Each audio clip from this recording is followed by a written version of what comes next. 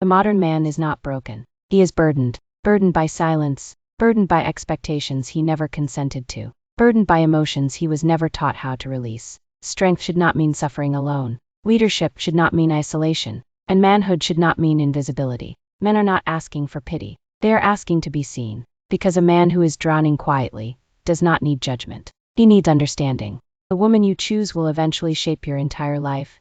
Every man believes his future is built by his ambition, his discipline, his work ethic. But there's a quieter truth most men learn too late.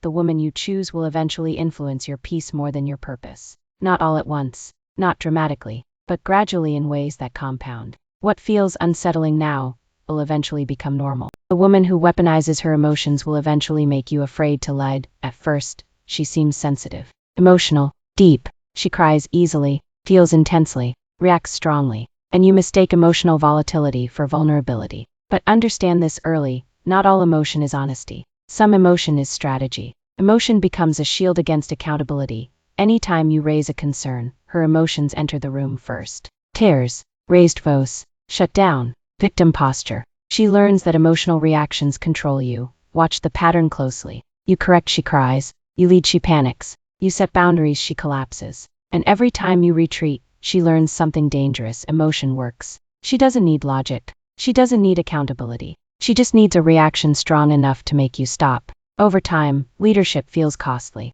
Correction feels unsafe. Direction feels cruel. Men learn or perish.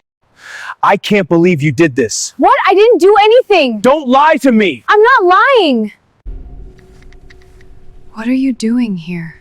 We need to talk, now. Men, when you start editing yourself, then this is where the damage deepens. You begin choosing words carefully, avoiding certain topics, delaying decisions, not because you're unsure but because you're managing her reactions. You don't lead freely anymore. You lead nervously, and a man who leads nervously is already losing authority. Her emotional chaos becomes the compass. Plans revolve around her moods. Decisions wait on her feelings. Structure bends to her reactions. Men, listen. Men, the most expensive mistake you'll ever make is building a home with a woman who thrives on conflict. Dear men, there are storms you can walk through and still come out strong. There are battles you can fight and still keep your crown. But the one fight no man ever wins is the fight against a woman who is fueled by conflict, not connection. You can't reason with her. You can't calm her spirit. You cannot create peace in a place where chaos is her comfort zone. Because to a conflict-driven woman, arguments are not problems, they're power sources. And the man who marries her doesn't get a partner. He gets a lifetime battlefield. A man's peace dies first in a chaotic home.